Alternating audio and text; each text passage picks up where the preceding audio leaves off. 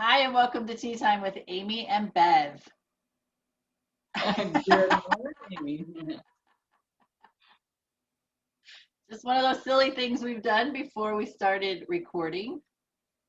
Uh, Beverly's trying to cleanse her eye with her beverage. What are you drinking? Well, it's called a bang. A For bang? yeah, and it kind Awesome. of slapped back and got me right in the eye. Banged her eye. I'm sure it's good for me. I can no longer see out of my left eye. No, not really. I can really see fine. Okay, so if through this time together you're watching the video and she keeps winking, don't take it personal. She's got issues. That's funny. What's going on, girl? Not a whole lot. Enjoying life. I've been reading a new book. It's called Dying to Be Me. It's pretty flippin' awesome. Who's the author of that? I've heard that book before. This one right here. Yeah. Anita Morjani. I Yeah, was like, that sounds familiar. Yeah. Isn't that great? it is. I happened to be listening to Wayne Dyer over the weekend, and I wasn't really getting a whole lot out of the conversation for me because I've kind of listened to a lot of this stuff before, and then it's like he brought this name up, and I'm like, I think I got that book. Well, I went over and looked, and by God, I got the book. I have been reading it, and I can barely even put it down. Yeah, her story is freaking amazing. It is amazing. And it was Wayne Dyer who brought her forward with her story. And then just like a lot of practitioners and stuff, the doctors and stuff had brought her story forward, like telling everyone how quickly she had healed, and she was like dead. Her organs were all shutting down from cancer that she had been living with for like 4 years. Yeah. And it's pretty crazy because she even talked about, she said our body is only a reflection of our internal state. And I read that and I was like, that's pretty profound. She also made another comment because she did go cross over to she was talking to family. She was an expanded person. And she was also talking about her perception of God was not a person or a thing or anything like that. It was a state of being. Yeah. A God state of being. So it was pretty amazing. And then it's like, God, you process that in your thoughts, regardless of beliefs, if we have that capability, and it's not like in an abusive way, but it's like seeing things so how I would think that God would see things, just how beautiful every single thing is every single day. Doesn't matter if you've seen that flower yesterday, it's still the most beautiful flower you've seen today. So it's like just kind of looking through eyes like that, the kid eyes, your childlike state. Mm-hmm.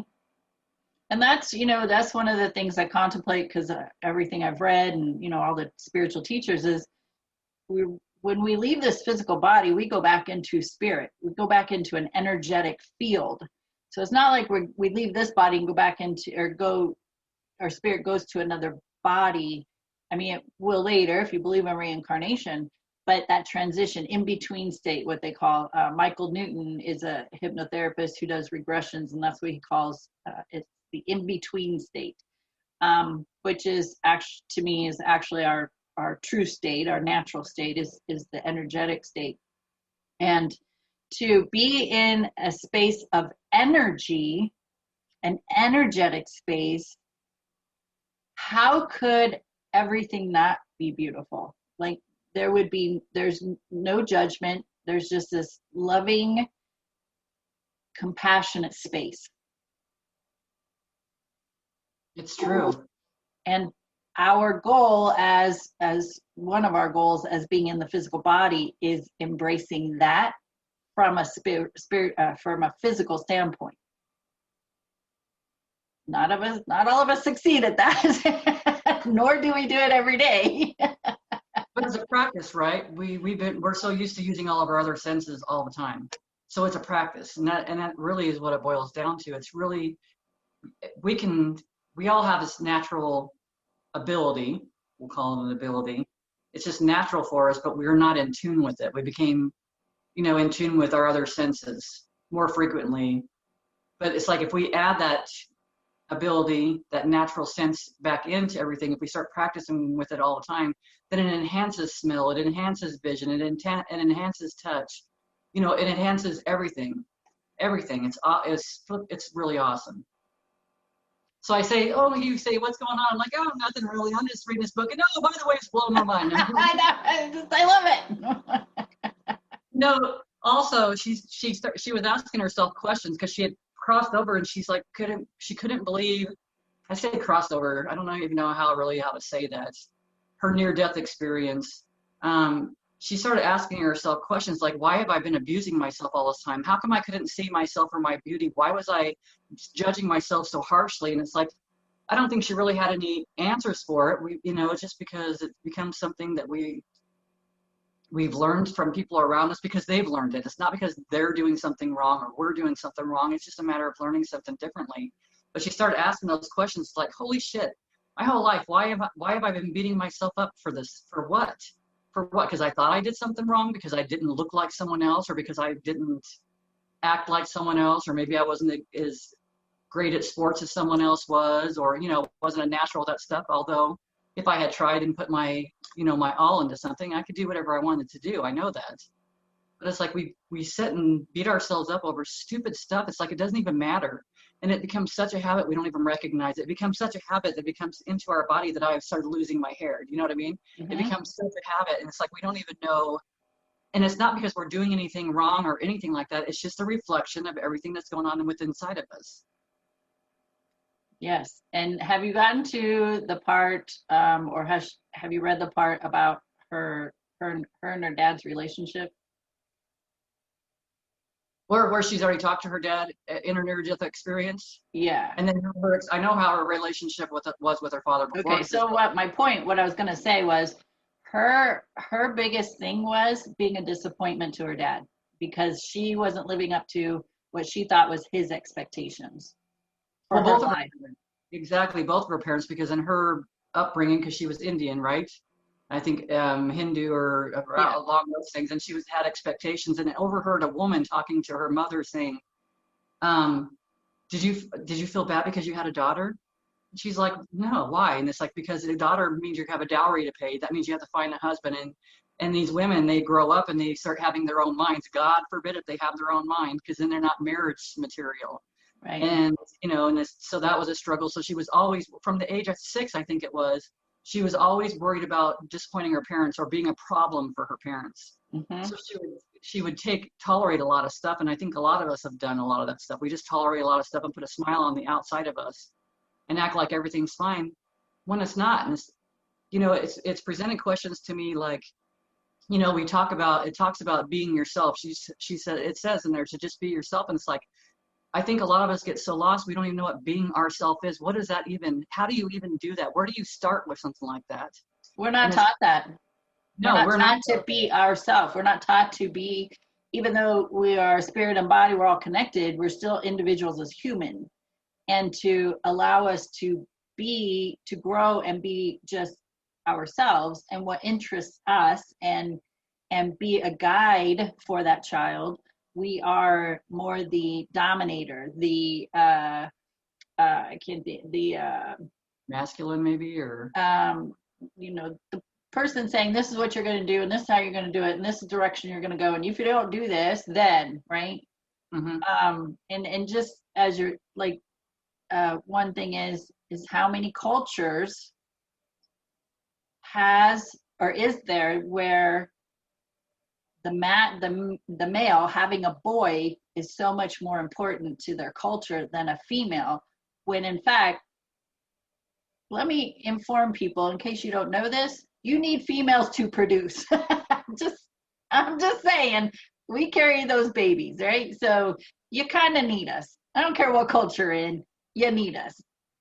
Sure. And I've had some clients too who have lived with the fact that the parents were disappointed, even in the American culture, that the parent was disappointed that they had a girl. And some were raised in a sense of a tomboyish fashion, that this is what I got, so I gotta do the best with training her to be a boy the best way I can, right? And yes. And so then you grow up with that, and you could definitely don't know who you are. You have no sense of what am I? because I've been living my life for my parents or whoever was involved with the upbringing. And just having to get past that identity, that identity was created by the parent. It wasn't created by the child. And then when we don't live up to those expectations of the parent, now we're living with guilt and shame and not being accepted or loved. Yeah. And that was another thing she said about loved was what we deserve to be loved simply because we exist. Nothing more, nothing less. Nothing more. Just because we exist. We don't have to earn anything. There's not anything for us to do, which is such a hard thing to comprehend. And going back to learning how to be ourselves is like we don't know how to be ourselves, so we learn how to be parents as best we can. We learn how to be the best employee or the best whatever. Always. Or else we just give up on life and it's like it's just too much and I'm signing out. Other than drinking, I mean, for quite some time, I had no idea what I liked. I didn't know me. Yeah. I was too busy wrapped up in seeking love from everybody else. I didn't know like what my interests were. I didn't know how I truly felt. I just knew I wasn't good enough for everyone else. And it was pointing the finger on the external. I didn't realize that I was saying I'm not good enough for myself. So when I learned to turn that finger from this direction to this direction,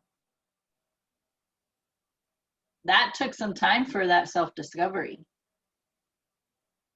What are my interests? Am I interested in a hobby? Am I interested in arts and crafts? Am I interested in exercise? Like it wasn't things I explored. Because literally my focus was I need to get this person to love me and accept me. So that was my task. I got to do whatever I can to that people pleasing to get them to give me the attention. That's where my focus was. Well, because the attention, like we learn when we're kids, good or bad or positive or negative or however you want to look at it, attention's attention, period. So then we kind of seek that. So we've learned to seek something outside of ourselves and we constantly explore that as we're growing older. Hopefully some figured out sooner, but then you're not getting the attention that you want from somebody. And it's like, it's upsetting or you feel like you're not good enough and everything else, but it really, it's learning how to give yourself that attention. I think that's something I learned from you when you're feeling like you need attention from someone else or you're needing love from someone else or whatever, it's like your soul is wanting your attention from you, not from somebody else, because from somewhere else, it's short-lived. It's not going to last very long. For sure. Because, I mean, if you think about it, if you depended upon me to love you, and then finally I get to that stage and go, yes, Bev, I love you, right? And you feel that from me, and then I transition or I move away. Who's going to fill that void now? Now you have to find somebody to take my place. That's exhausting. Just want to put that out there. So we got to turn that inward, right? We got to, I just, self-discovery has been the words that have come up a lot lately. Whereas before it's been self-love or personal development and those kinds of words. But recently it's been more about self-discovery, like discover who you are. And that goes like, from my perspective, for me to understand me, I go all the way back to conception. And what have I gone through all these years? And how has it made me behave the way I have behaved in my past? How has it affected the choices I've made? How has it made me look at what relationships are from that perspective of my younger self? right? I had to dig into all of that. That is self-discovery. And of course, attending the seminars and reading the books, those self-help books, the personal development books, the spiritual books, all of that helped for sure. But understanding me, that's nobody else's job. That's my job. And then embracing that, I took the step to get to know me. So when somebody says, hey, Bev, what do you like to do? And you rattle off the things you like to do, people would ask me that. I'm like, I like tequila. You know, it was difficult. It was a difficult question to answer. And I understand that. And you know, if you think about it, if you're wanting someone else to understand you, then they're understanding from their perspective, from what they can perceive.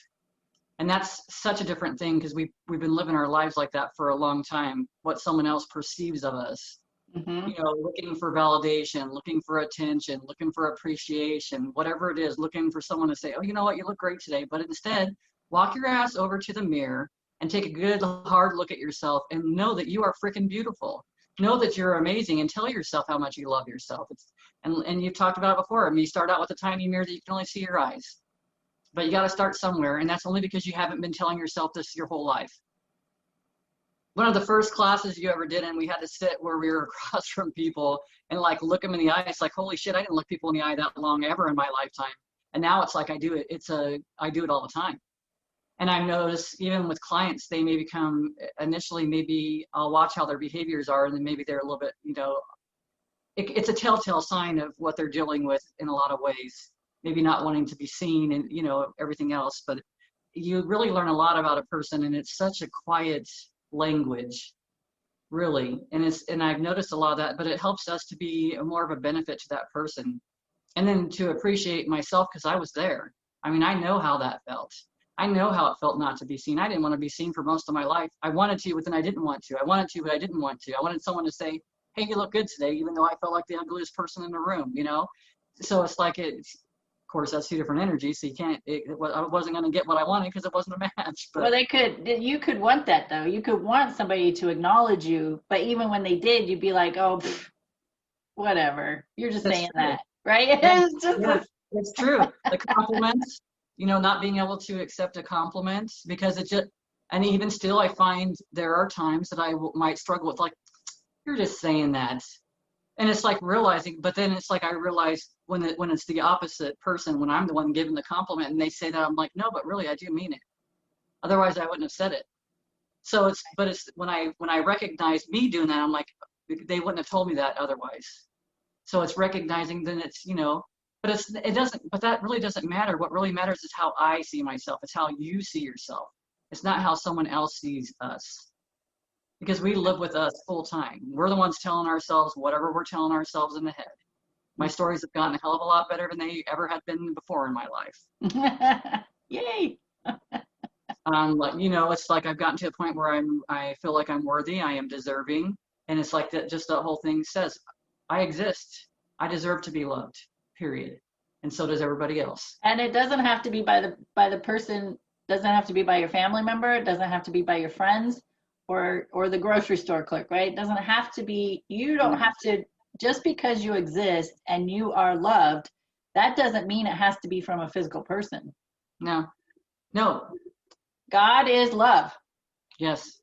And that energy, that energy, that spiritual energy is around you all the time. All the time. But the problem is that because we cannot physically see it, we forget about it. Because there's times I spiral down and I get into those stories in my head and I'm like, wait a minute. Talk to your angels, talk to God, talk to your grandmother, or, you know, whoever else is on, your ancestors, your guides. They're there. They're with you. They're supporting you. They're guiding you. They are loving you. You are love and you are loved, right? That loved, I am loved, is a reminder that my universal team, God, angels, spirit guides, ancestors, family and friends that have transitioned, carry that unconditional loving space for me. And it's up to me to tap into that for myself. And maybe in the moment I can't say I love me, but in the moment I can say all these spiritual beings love me. And they're holding that space for me to love myself. It's true. And it's learning how to sense the energies because it's there. You don't have to visually see it. It's a feeling. You know, it's something that's come to my mind, and it's like a global thing. We'll just call it a global thing. I don't think that people recognize the energy of things. And I'm not saying that my detector is 100% accurate. I think my detector is 100% accurate, but it is for me. I've noticed that the things that have been going on as of late, people like have a tendency to listen to the words that are coming out of someone's mouth, and they value that more than they value the energy of that person. And that's kind of, I mean, it's an eye-opening experience actually. And it was kind of brought to my attention. I have a few clients that have mentioned some things from previous global events, and how they sensed the energy, how they were repulsed by this person's energy, and they didn't really understand why. They never felt that way before or whatever. And it's like now we're in the same space, but it's like I hear so much negative about this other person or place or thing that people are saying is so disgusting and so gross. But it's like every time that I have someone say something to me about this thing, like it's a gift from God, I get freaking goosebumps. For me, that's always a confirmation. So it's like I feel like people, they need to get back to classes, like just the basic classes of learning how to sense energy around them, really. And maybe it's not so much a class, because I don't know that it's a class that I got to that started it for me. Really, it was me. I walked into a new age store and picked up it was a selenite tower, and I never picked up stones. I never felt anything from a stone, and all of a sudden I felt like higher than a kite, like but not from a drug way, but like I was elated, euphoric. I felt wonderful. Had never felt that way before. And that's kind of how everything kind of opened up for me towards energy. But it's been an awesome journey. And then paying attention to, we talk about empaths, and an empath is someone that picks up on, the energy of others that are around them and stuff. And some people feel like that's a hindrance. And it's not. When you feel something, ask your guides, your God, your angels, your universal team, what am I supposed to do with this? Because it is such a great benefit for us to be able to receive this energy and to feel this energy. And it's not for us to fix it. And that's something I've had to learn over time too. It's not for me to go fix whatever I perceive as a problem, because who am I to say that is a problem for that person? I cannot say. If they came to me and asked me to help them with whatever, and I recognize it, then sure, but it's not for me to judge, because then that puts me in a place of judgment of what I perceive as their problem, which I had been doing for a long time. It's so easy when you gain so many different new tools, you like want to put them in action right now. It's like, what do you mean you're not being more positive? What do you mean? Right. It's the whole process, and it's like really paying attention. It's a self-exploration, I guess, like you would probably go back to what we were saying before. It's really something you have to kind of go see. I mean, sometimes maybe it's someone is hearing a sermon or whatever. You hear things, recognize the signs that you get in your body. Goosebumps for a lot of people are just confirmation. And I can get that confirmation if we're having a conversation, or I'm having a conversation with someone at the grocery store. If they say something that is of truth, or I guess that maybe my team or I recognize as truth, it shows up as goosebumps. Mm-hmm. I'll get the chills about it. Mm-hmm. This is why when I created the course that I teach about every 3 to 4 months, and that is getting started with meditation. I'm not telling people, let's dive into meditation, that's how you do it. Let's start. Well, that starting point is learning to be present. Oh, yes, that's a big in my life these days. That is the starting point, learning to be present. We got all this mind chatter going on. It's all about past shit. It's all about future shit. And it's like, no, bring yourself right here, right now, where you're at. meaning what do you see around you? What's in the room around you? Identify what's in it, because this is your present moment. This is what I teach first and foremost, being present. So what does that mean besides just observing what's around you? Well, if your mind is so programmed to have willy-nilly thoughts, if you ever sit, I did this after I recognized what they were talking about the mind chatter. If you ever actually just sit and let your thoughts flow, you're going all kinds of different directions. One second you're like, I got to remember the milk, and the next thing is like, oh, what's for Thanksgiving dinner, right? You're just all over the place, and then there's a glimpse about something from the past, and then it's something about this relationship, and your thoughts are so random, absolutely random. And so if your mind is so programmed to do that, actually, I would just say it's lackadaisical, because we just let it happen. There's no focus. So your starting point with a meditation practice, or just practicing being present, is, I feel from my experience and how I have interacted with my clients and students, is you have to give your mind something to do. So it's counting your breath. It's saying, focusing on a color, breathing in a color. It's focusing on an affirmation. It's focusing on a mantra. It's giving your mind something to focus on, one thing, and you keep your focus on that. If your mind starts to wander, you come back, one thing, right? And you just keep doing it over and over and over and over. Then you're programming your mind to focus, one thing. Then you can get to where you can just feel the breath. You don't have to count the breath or say, I'm breathing in, I'm breathing out. You're just feeling the breath. Then you can get to the breath is just happening. But your mind is not all over the place, right? Yeah. So this is the starting place. Be present. And you have to train yourself, because if you have mind chatter and you are emotionally distraught and you're just wackadoo on the inside, then it's just like hiring a physical trainer. They're going to tell you, do this, do this, do this. Well, when you're practicing being present, I'm going to tell you, focus on your breath. That's going to be the first thing I tell you. Focus on your breath. Because you have to bring your mind and body into congruency.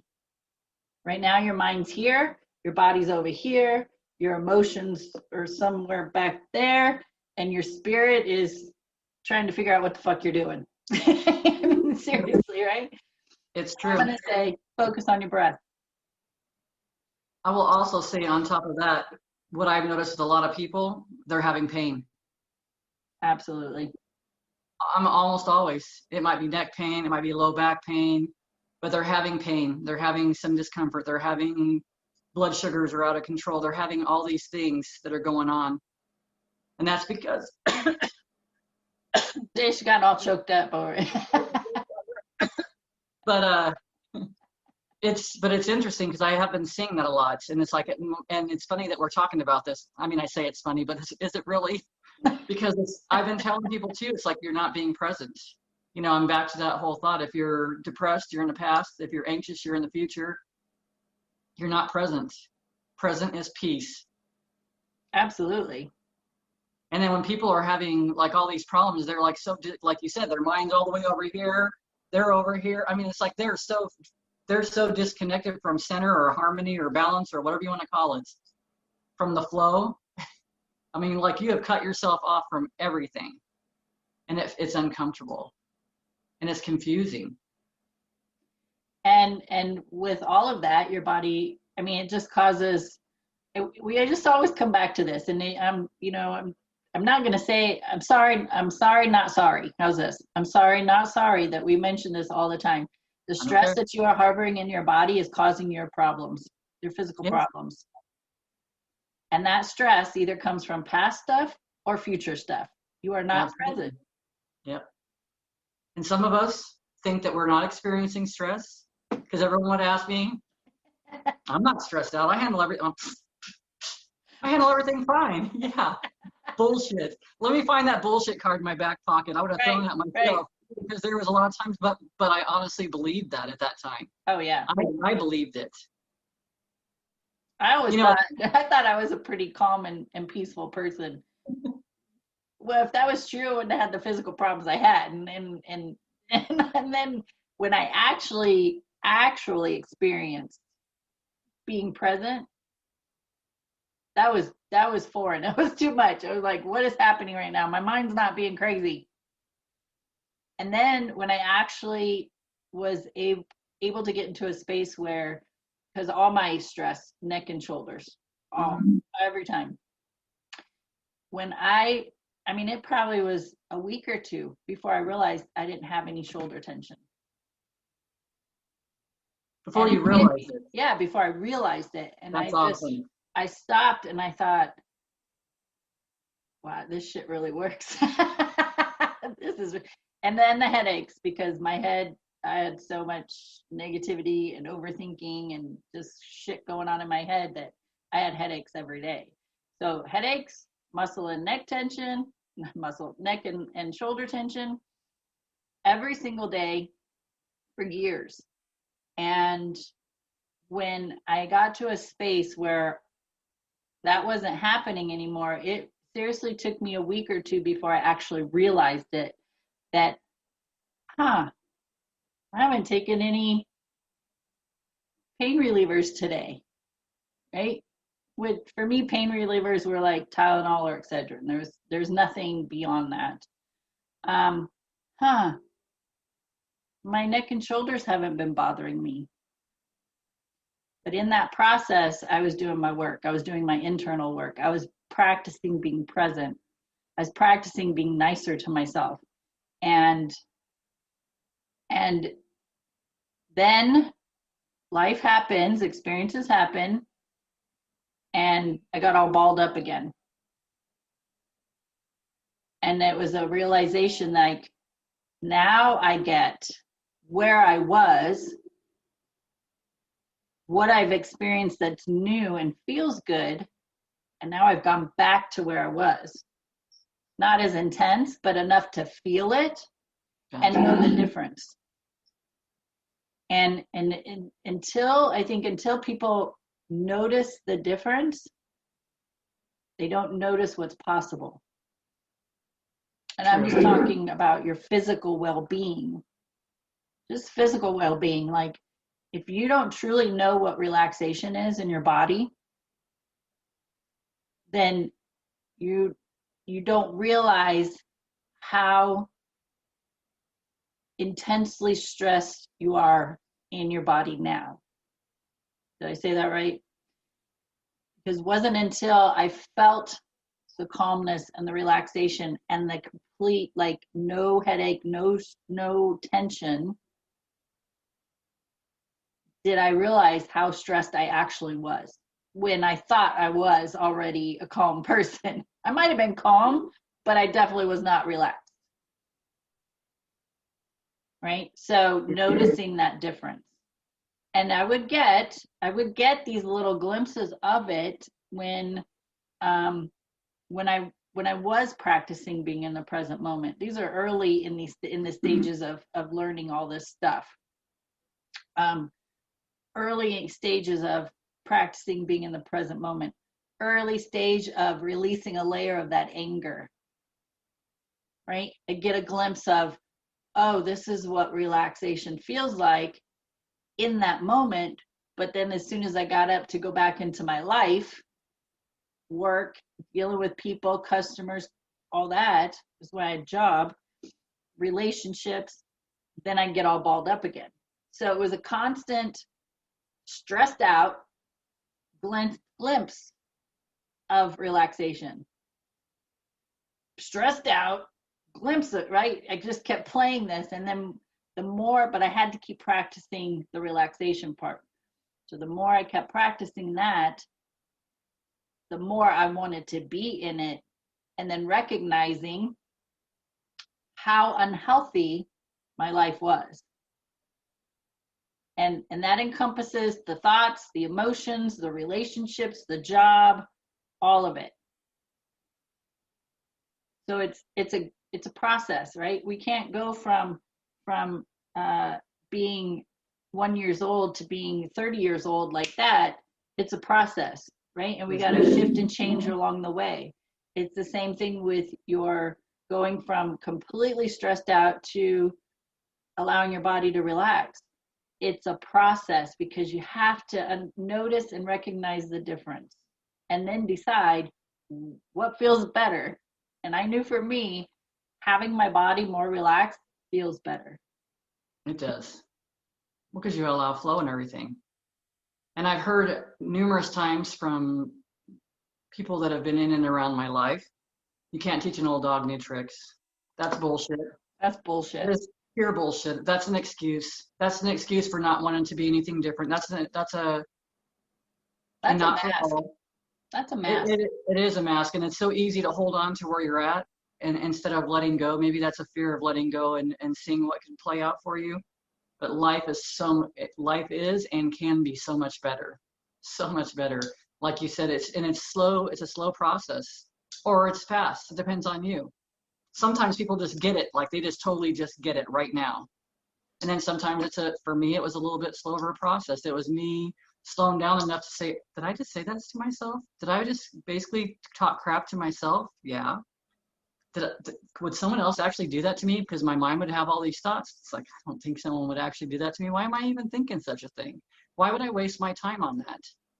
So it's just like it was for me a slow process. It was just looking at these things. And then it's just practicing other thoughts. It's because when you start, even just a simple act of being present, like you said, or just focusing on your breath, you allow the shift to happen. You're not maintaining the other constant. You're letting something else show you a different way. We don't have to know exactly where we're going, but when we just kind of become more present and we start focusing on the breath, we're shown different things. You will see different ways. You will feel different ways. One of the things as you were talking is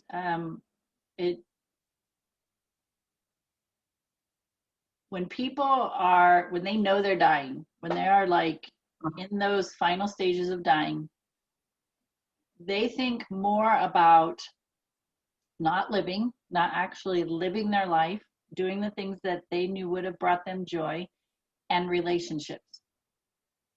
Like, I should have made the amends with this person, or I should have been a better person to my brother or my mother or my best friend, right? Or my spouse. Those are the things they reflect on.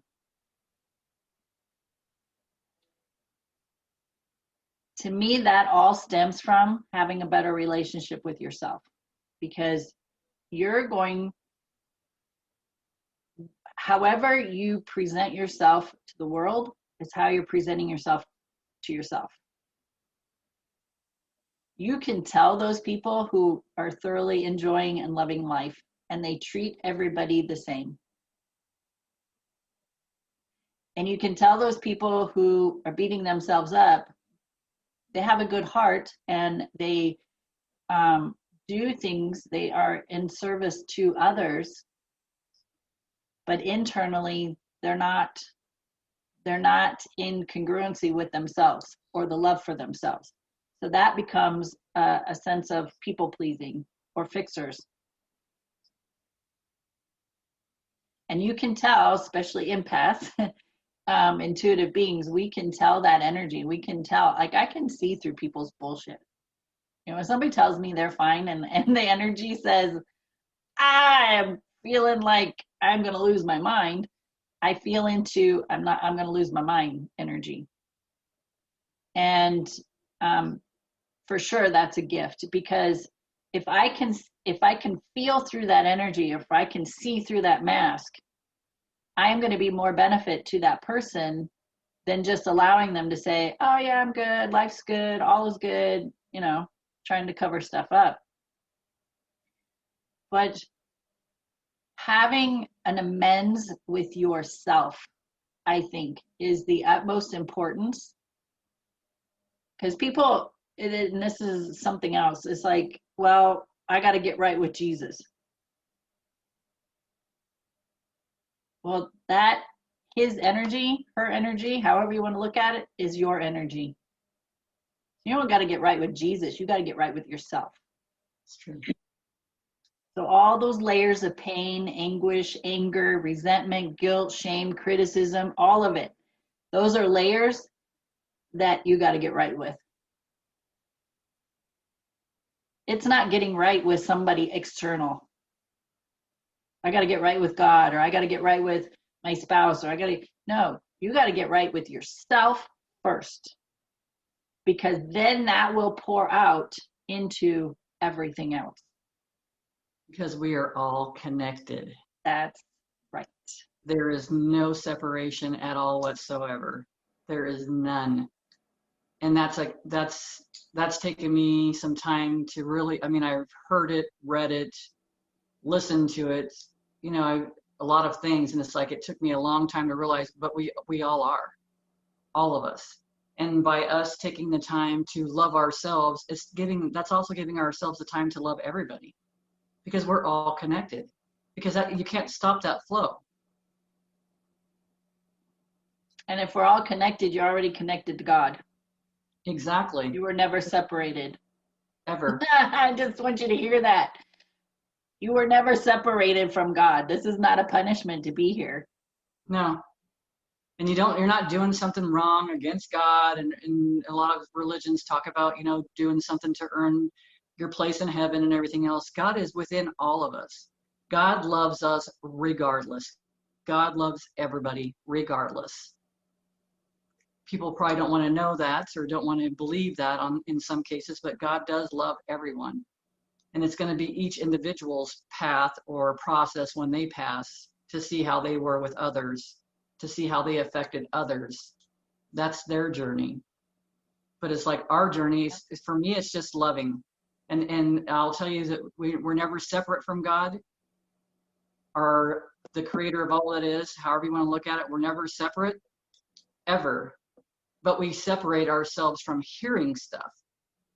We block ourselves from being able to receive those messages or that constant flow of love, because let's face it, if you're in a space of anger, you're not going to feel love at the same time. That's how you're blocking it. You're not doing anything else wrong, and it can be changed in a moment. Turn on some music, start singing, start humming, go for a walk, find a way to change what you're thinking or how you're feeling. It's easier than it seems. I've had a struggle on some days, but that just means because I allowed that momentum to carry me so far. I didn't stop it earlier when I could have.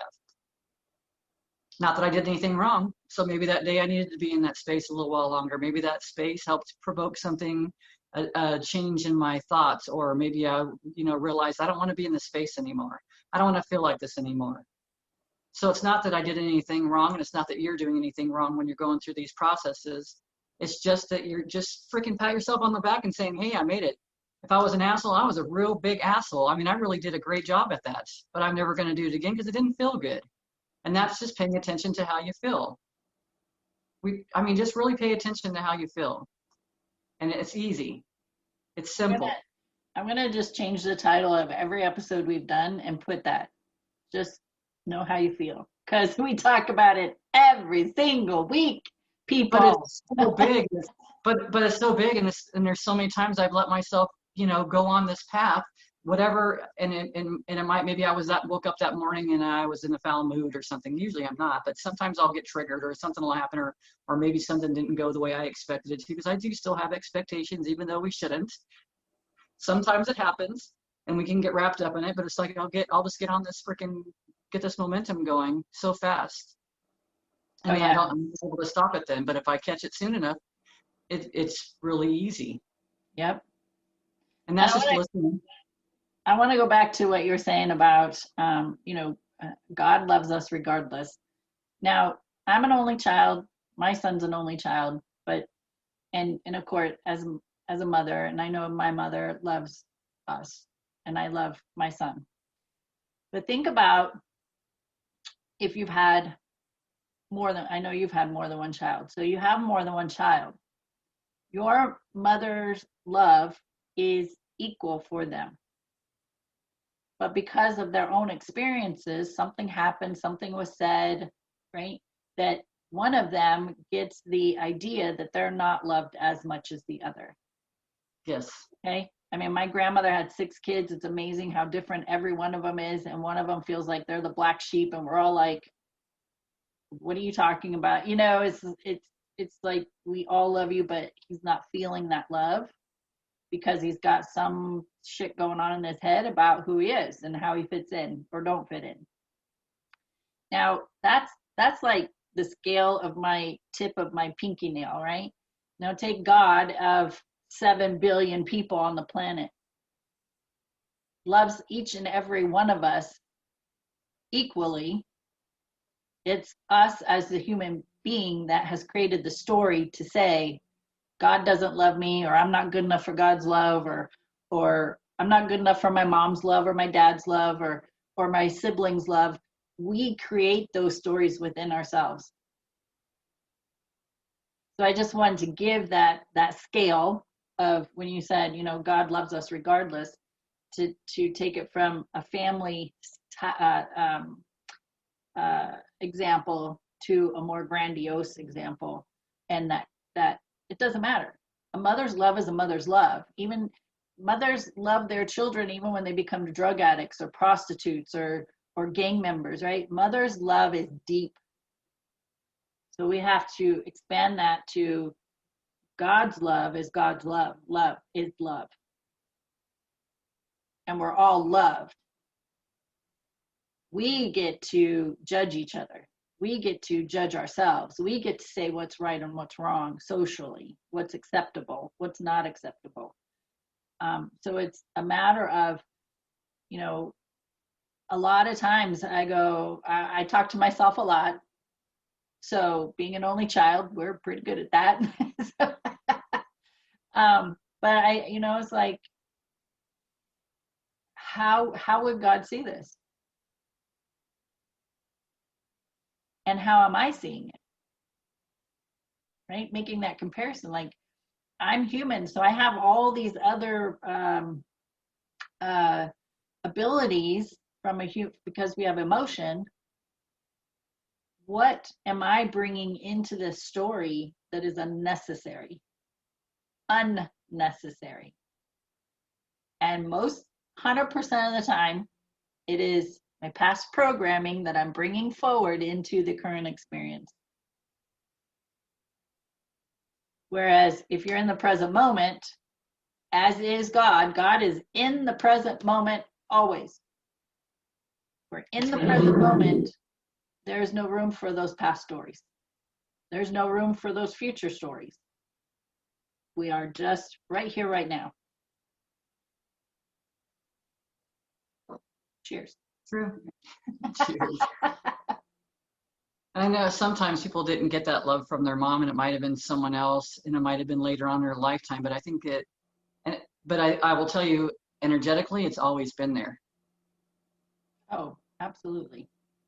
Some of us hadn't been able to recognize it, and I would say for a majority of my life, I had not been able to recognize it. And I was that kid that felt like I was the one. Well, I was always getting into trouble, so because that's how I got my attention.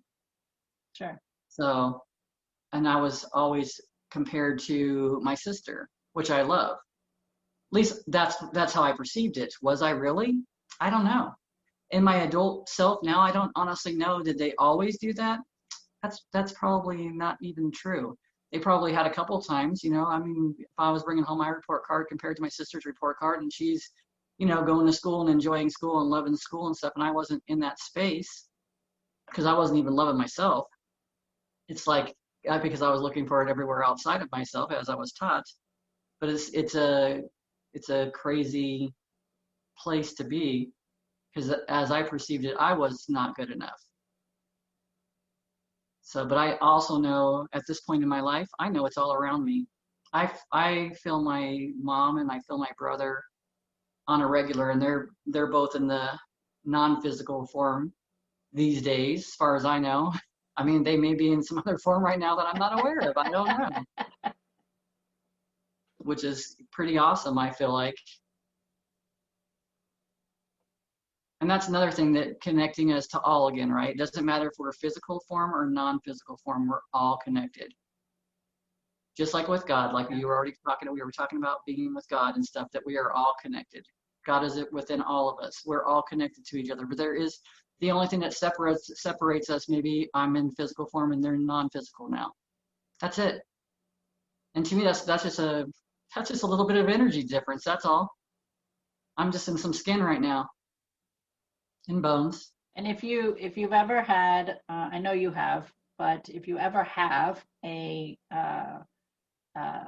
session with a psychic medium and they connect, and a medium, I just want to point this out, just a quick lesson, that everybody has psychic abilities, whether you call it psychic or intuition.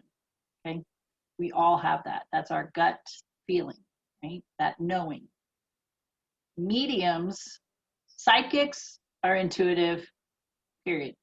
Mediums are psychic, but not all psychics are mediums. Mediums are the ones that really have the strong ability to connect with the loved ones that have transitioned and deliver the messages that our loved ones have. All mediums are psychic, but not all psychics are mediums. And so if you ever have a session with a medium and they connect with your loved ones, typically people go to us human people, we need that validation that our loved ones are okay when they transition, right? Are they okay? Are they still suffering, right? We have these crazy questions. Now, the people who are living with the guilt of not making amends with a relationship before somebody has transitioned, that is usually the number one message that comes through when they go to a medium to have a reading, to connect with this person. They come through and it's immediately like, I love you regardless, right? I understand why you did what you did. Stop living with that guilt, right? I'm great. I have no more physical pain. I have no more mental problems. I'm in a space of love, right? The message is so uplifting, and it's the message of forgiveness. We're good. Stop living with the guilt while you are in your physical body still, and I am not. While you are still in your physical body, stop living with the guilt. Quit punishing yourself. Go live your life. Stop hanging on to this story.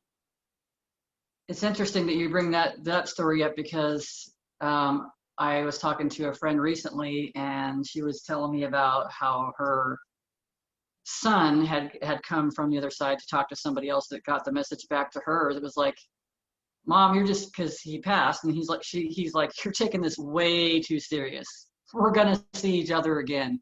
Like, you need to let it go, man. Like, basically, let it go. And it's like it's crazy to me, because there is really no unresolved. Because even though they may not be here, I feel like I see my brother in such a different light now than I have ever seen in my whole flippin' life. But if he had been here, I probably would not have seen it. I probably would not have understood everything to the point where I do now, where I see him like it's crazy. Like, I love him very, very much. I always did. I sometimes didn't know how to do it, and a lot of times it was from a distance, because that was just easier for me, because I just didn't have anything else to give. But now I see him in such a different light, and not that he was a victim of everything, but he was never given tools to be anything more than he was. And it was so easy for everyone else to look on and think that he was spoiled and everything else. But that's only because he wasn't able to get the things that were important, the emotional support and a lot of that stuff. And I think, and of course, we all have different ways of managing that. His way of managing it was through drugs, through, escaping. Probably didn't even know what he was escaping, but it's like, I have learned so much from him since he's passed. I talk to him all the time. Do I have unresolved feelings with him? I do not think so, because I can talk to him about them all the time. Mhm. There's nothing unresolved. There's nothing that I can't talk to him. And it's something, if a new realization comes up for me, I'm discussing it with him. And then I'm telling him how much I love him and how proud I am of him because he was a great teacher. Mhm. He was not a loss. Some would have looked at him, oh, he was just a drug addict or he was just this or whatever. It's like, oh, no, he wasn't. He was so much more. And on those days that he was so connected, he would lay with his boys and he would just rub their little eyelashes till they fell asleep, or he'd rub their earlobe or play with their eyebrows because he loved them. He loved them in that moment. And it's like a lot of people didn't get to see that stuff. And even if I didn't, he still was those things. There was so much more to him than just being an addict. There was so much more to him than just being, I don't know, everyone thought he was spoiled or he had everything handed to him. Well, sometimes it doesn't give someone the things they think what they could really use, and that's a lot of the emotional or the guidance. And it's like I didn't understand that, I didn't know that, and it was portrayed to me in a different way that it wasn't what it was, which is kind of confusing probably to everyone else, but it was being portrayed to me as differently, that he was just this bad person, I think, in a lot of ways, but he wasn't. Just like none of us are. We're going through an experience, and like I was saying, sometimes we have to love from a distance. But I have learned still so much from him. And he's been gone for a couple of years. Like I've learned so much from him this past year, which is mind blowing. And it would take something, well, it would take his transition and your self-discovery in order for you to tune into that information that Hmm.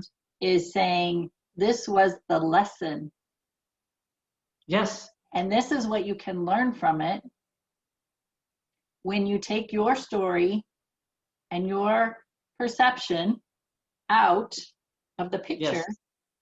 and look at it from the sidelines and then put the pieces together, and then you get more information that way, because in the time that he was here you're getting information from other people and their Yes. perception, and you Yes. draw on that. We all do it. We all draw Yes. on that.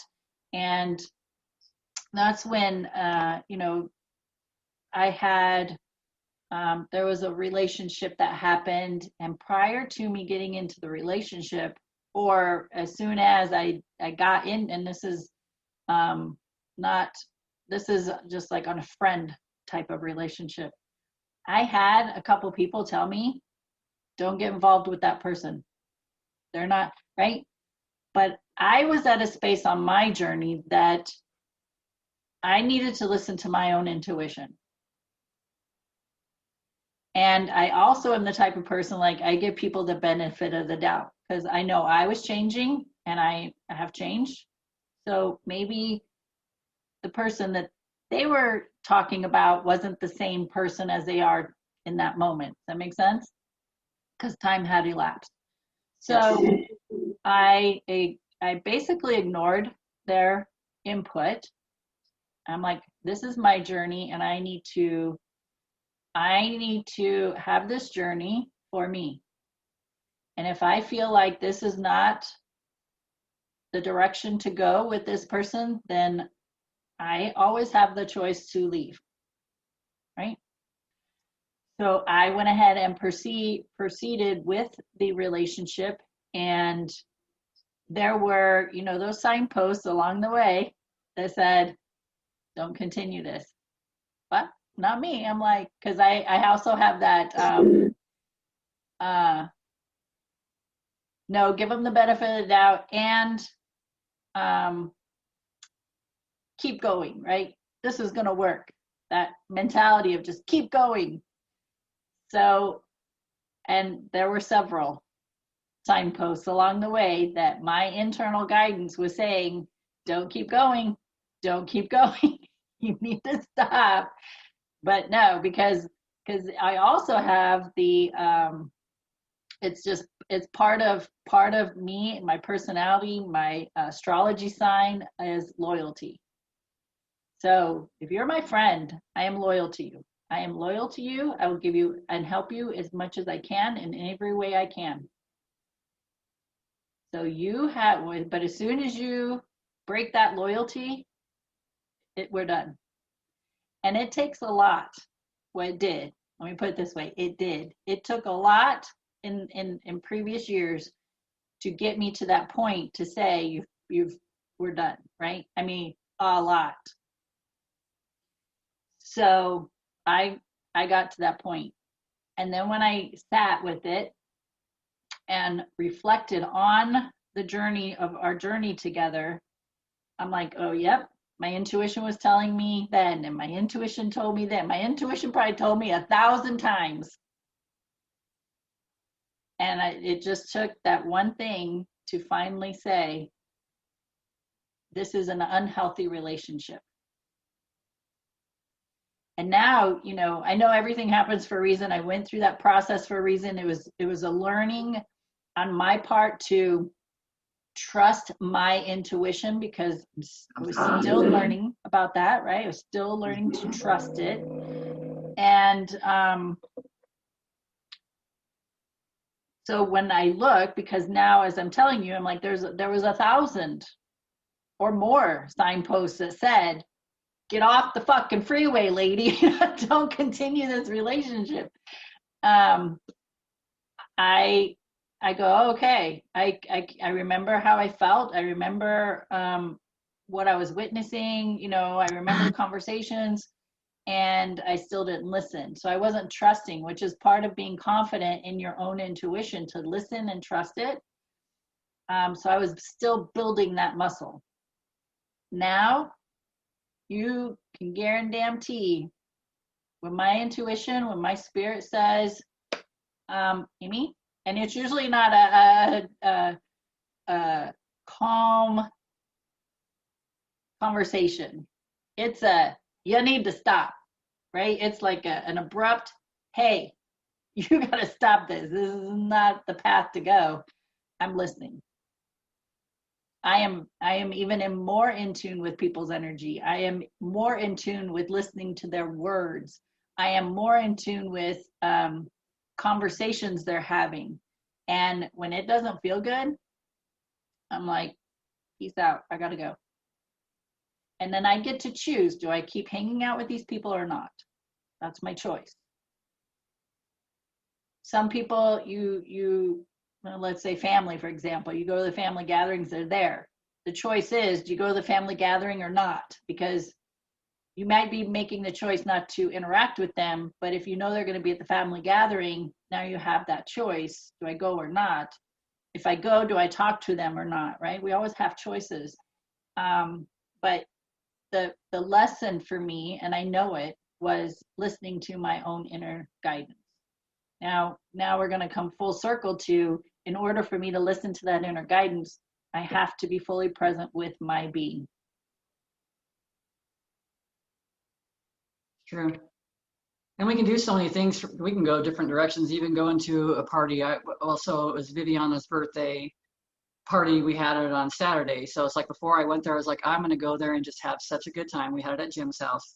We're going to have a blast there. I mean, it's just going to be so great. I was just setting myself up, because I don't know who's going to show up or what's going to be there. And it's like, at this point, I don't care, because I've done this before, where I've gone to a party and I've set up where I'm going to feel great. And it's not, and I don't constantly start thinking about it and start worrying. I just put it out there, and I'm in a great space, and I've gone to a party, and it's like, oh, did you hear such and such was arguing or fighting? And like, no, I didn't hear anything at all. And I was in such a good space. It's like the kids would come over and sit on my lap, and they'd start giggling for no reason, like giggling, and like be so elated in such a great space. It was an awesome day, but it just goes to show you how easily we can affect things. And by me setting myself up in that place, I wasn't, I didn't have any expectations. I didn't know what was going to happen from there. We just all had a great time. Everybody that was there, I feel like, had a great time. And if they didn't, I didn't know about it, because it was awesome. But it's really setting ourselves up for, like we've talked about, for our day and stuff like that. It's really paying attention to a lot of the energies that are around us, listening to our intuition, because it's huge for you to say, because how many of us have done that? Our intuition's been telling us the whole time not to go do something, and we did it anyways. And it's not because we did something wrong.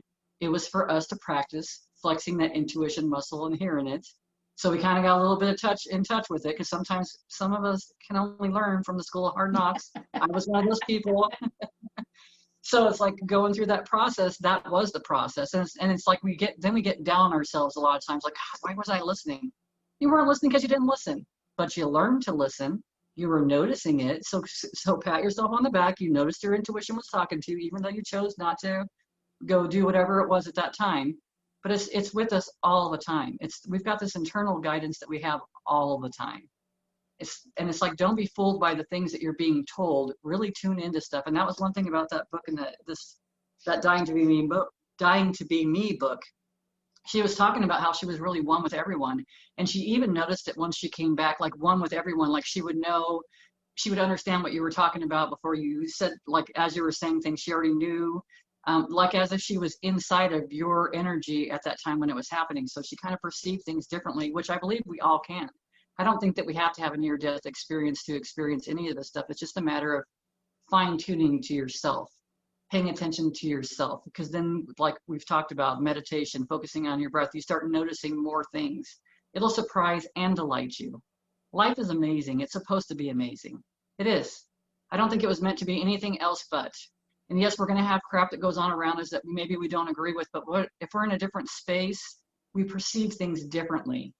It's like an unfolding of a story. Sometimes we don't know exactly what's going on right now in that story, but we don't have to give all of our energy to it in such a negative way that it feels so bad or let it drag us down. It doesn't have to be that way. Perceive the story, and it's like, watch it, but also at the same time, set your intentions that you're going to have a great day, or set your intentions how you want to feel about things, and then see what happens. And then don't think about it. Don't worry about it. Don't look at your clock and say, holy shit, it still hasn't happened yet. No, go on and enjoy your day. Find things to do that you enjoy in your day. And if you don't know what that is yet, you better start exploring. Because ain't nobody else going to do it for you. And if they do, you're not going to really appreciate what they're telling you, because that's their perspective. It's not yours. Yes. Yes, yes, and yes. You're so wise, Beverly. So wise. We all are. If we let that flow through us, I can let my jackassery flow through me too. Pretty dang good. Oh, sometimes. yeah. Oh, yeah, I got that too. I feel that the people who have had near-death experiences, that they are teachers. That they, for one, I think, I know I've heard or have read where people were just in a really bad space with their life and had a near-death experience to open them up to realize all of this that you're talking about about through Anita's book. And they're also the messengers to the rest of us to say, we are all connected. And not to hold on to such attachment to things, to persons, places, situations, things. It's like all the stuff around us doesn't really matter. It does if it helps us bring us present, but it's not something that should be all consuming. It's not the most important. It's not. We're here to experience things. We're here to feel things. Yes. And would it be beneficial if more than half the planet had a near-death experience? Maybe, because it would be a big, huge shift for everybody. But at the same time, we have these people who have had the near-death experiences, who have been in that realm of feeling that love, unconditional love, and making amends with themselves over the experiences that they've been holding on to. And they are sharing their stories for the rest of us to learn, for the rest of us to embrace and grow from.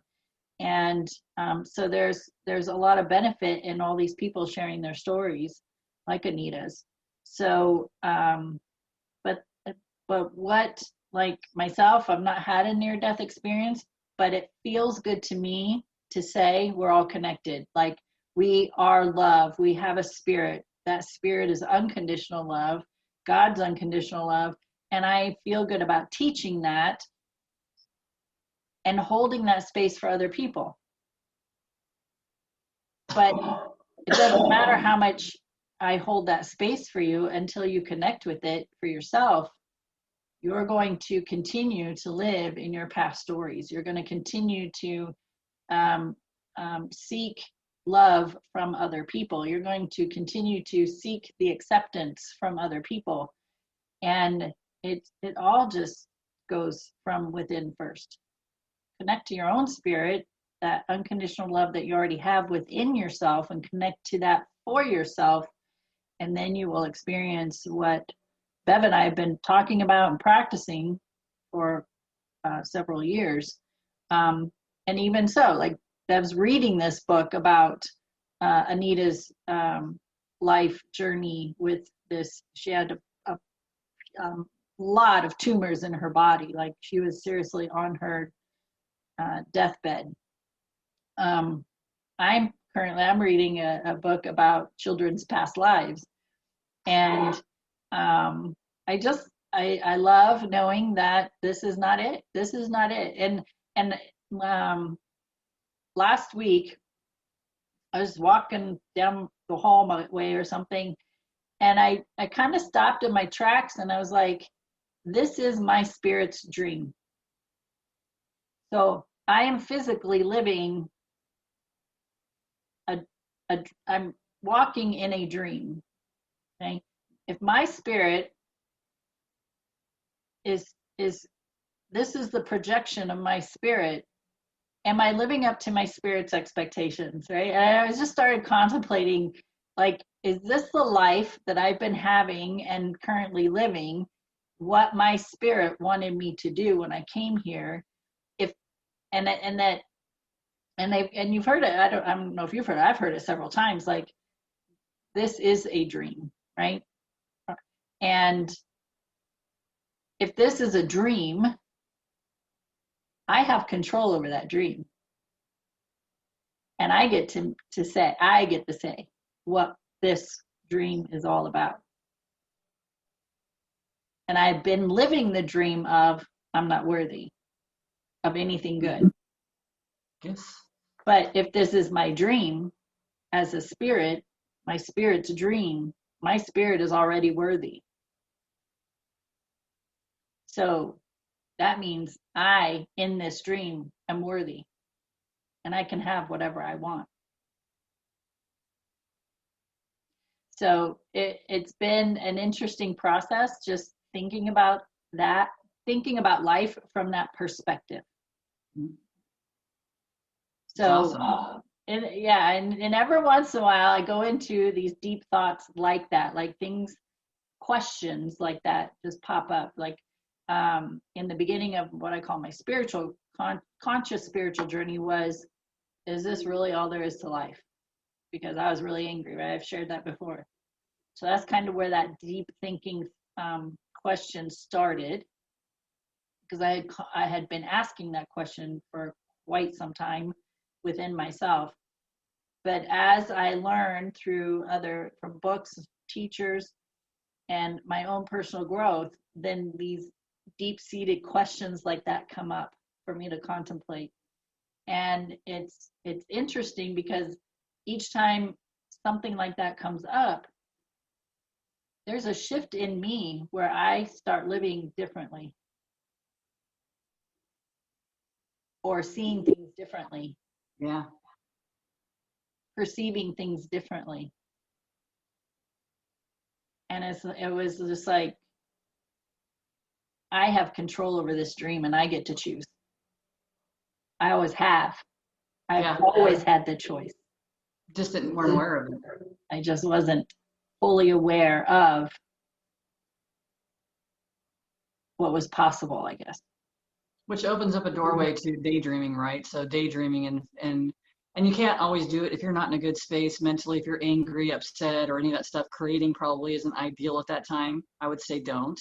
Find yourself in a good space, but it's like when you're in that good space and you're in the relaxed space where you know you're relaxed and focusing on that stuff, we can create everything because we've been creating all along.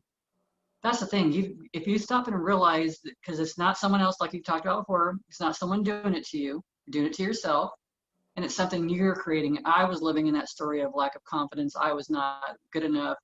And it was actually even more a couple weeks ago that my daughter had said something to me like, Mom, you're freaking amazing. And it's like, and you're worth it. And I don't know, for some reason it clicked in me, not in a egoic way, but in a way that you're right. I am worth it. I am worthy. I am deserving. I do deserve all this stuff. And it's like, for me, that was a click for it. But recognizing that, and then it's like, now I can build from that. Because I was telling myself a different story all these years. I was making my story, and I've always joked around or even put up posts about, like, you're writing your own book right now. If every thought you're thinking right now is creating your story, are you creating the story you want to create? Because I haven't been, Right. but I can.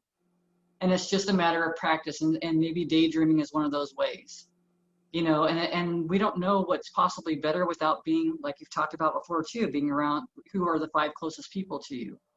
Are they people that are like trying to grow or not trying to grow, that are growing, that have great imaginations, that are creating an amazing story? Because that's what you want to be around. That's the kind of energy you want to be in, because we're all connected. So if you're in that space and in that energy, you're already feeling it. I can read a book and I can feel the person's energy, whether they have an ego, whether they have an attitude. I'll pick up the attitude right from that story. It's like, it's all energy. That's all it is. It's just energy. And it's like, be mindful of who you have around you. Be mindful of how you want to grow yourself. What music are you listening to? What are the words that are coming out? Because even some of the music I listen to, some of it's because I don't always listen to my uplifting music all the time, but I'll listen to like Meghan Trainor and some of the stuff. But sometimes their words aren't really words that I want to have in my experience. But on other songs, like the song that she created, "I Love Me," was a freaking awesome song. It is an awesome song. It really is. I love it. But it's like really being mindful of the energy that you're in. Who are you spending time with? If you're around people that are depressed and angry and frustrated all the time, you're probably going to feel angry, frustrated, and depressed all the time. Notice what you're spending time in. And maybe you can keep a couple of those friends, but you'll start noticing even if you start listening to certain people, listen to Eckhart Tolle, listen to Abraham Hicks, listen to other people that have a different view on things, a different energy. Because it's not just their words they're saying, it's an energy that your awareness, it brings you into awareness for. It helps to lift you. It helps to open up your possibilities, because otherwise it's very limiting. And if the people around you are still angry and pissed off at the world, they're not the ones you want to grow with. And they're going to fall away anyways. They just are, because as you start changing and as your energy starts changing, you don't come together. It's like you'll try to plan a date and dates just don't happen. They just don't, because it's like you're in 2 different areas. It's like things just don't match up. They're not going to, and they're not supposed to. Don't make it happen. If it's supposed to happen, it's supposed to happen, but you don't make things happen. You just let it happen. You just kind of learn how to be. In the present moment. That's right. That's right. Well, we have given you an earful today. Yes.